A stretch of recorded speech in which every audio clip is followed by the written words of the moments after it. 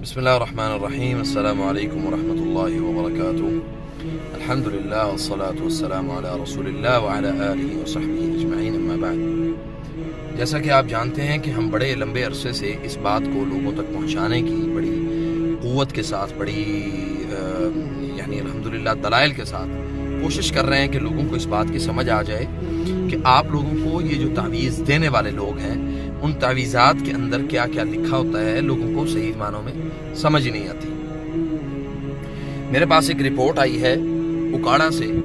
وہ رپورٹ اس طرح سے ہے کہ ایک آدمی نے جو ہے وہ تعویذ دیے، نام ہے اس کا جی احمد علی شاہ ولد محمد حسین شاہ، جو کہ اس نے مقدمہ درج کروایا۔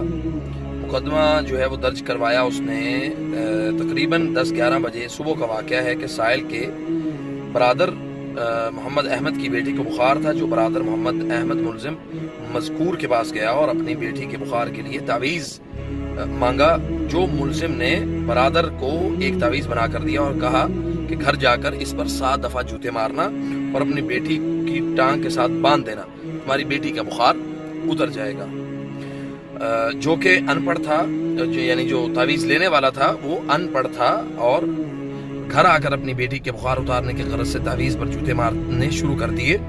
اسی دوران سائل بھی موقع پر پہنچ گیا اور برادر کو یعنی اپنے بھائی کو تعویذ پر جوتے مارنے کی وجہ پوچھی تو اس نے کہا کہ یہ ہمیں شاہ صاحب نے، احمد علی شاہ صاحب نے دیا ہے۔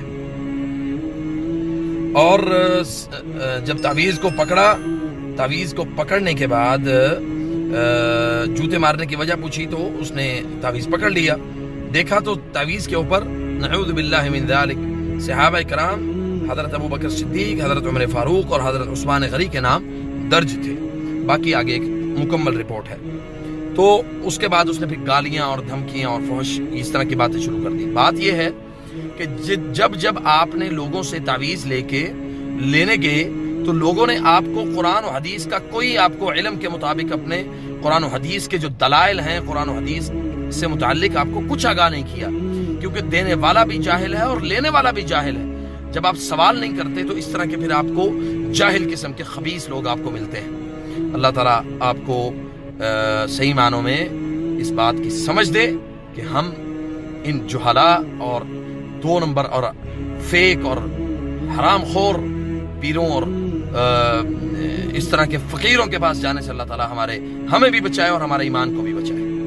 اللہ آپ کو جزائے خیر دے۔ میں انشاءاللہ وہ ساری چیزیں آپ کے ساتھ شیئر کروں گا جو یہ میں نے رپورٹ دیکھی ہے، اور اس ملعون کی وہ تصویر بھی آپ کے سامنے انشاءاللہ تعالیٰ میں شیئر کرتا ہوں۔